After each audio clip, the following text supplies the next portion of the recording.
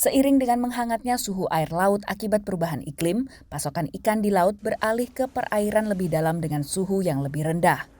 Peneliti dari Royal United Services Institute memprediksi perubahan iklim akan memperparah praktik penangkapan ikan secara ilegal, tak dilaporkan dan tak diregulasi atau IUU fishing. Chasing those fish stocks as they move.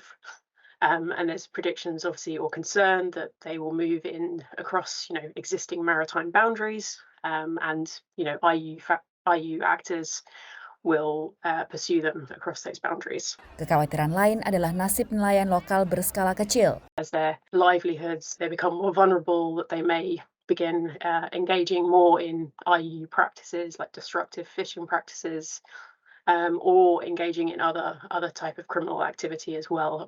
There is a nexus with other crime types as well, like narcotics, human trafficking, labor abuses.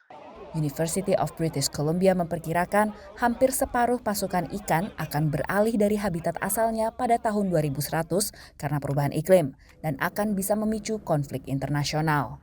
Penangkapan ikan ilegal yang tidak dilaporkan dan tidak diatur diperkirakan bernilai sekitar 36,4 miliar dolar per tahun dan mewakili 33% tangkapan global menurut laporan Royal United Services Institute.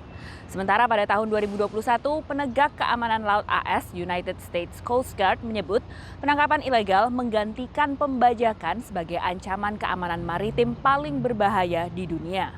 Indonesia Ocean Justice Initiative, IOJ, wadah pemikir yang berfokus pada kebijakan kelautan Indonesia, mendokumentasikan dampak perubahan iklim pada nelayan di 5 wilayah Indonesia. Untuk tangkapan ikan akibat perubahan iklim itu juga ditemukan di Kabupaten Natuna. Memang dalam 5 tahun terakhir ini perubahan cuaca yang sangat signifikan membuat banyak ikan-ikan yang tadinya habitatnya di perairan yang dekat pantai, mereka bermigrasi atau pindah ke daerah yang lebih jauh.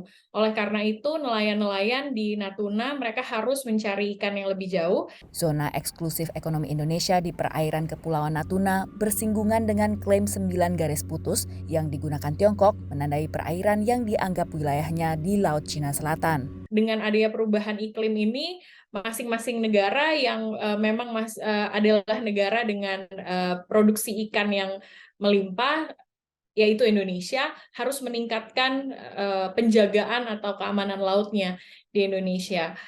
Sebenarnya salah satunya bukan hanya untuk mempertahankan kedaulatan dan hak berdaulat, tapi juga untuk mensejahterakan nelayan-nelayan Indonesia. Pada 2022, IOJ memperkirakan kerugian Indonesia akibat IUU fishing mencapai 4 miliar dolar per tahun atau sekitar hampir 60 triliun rupiah.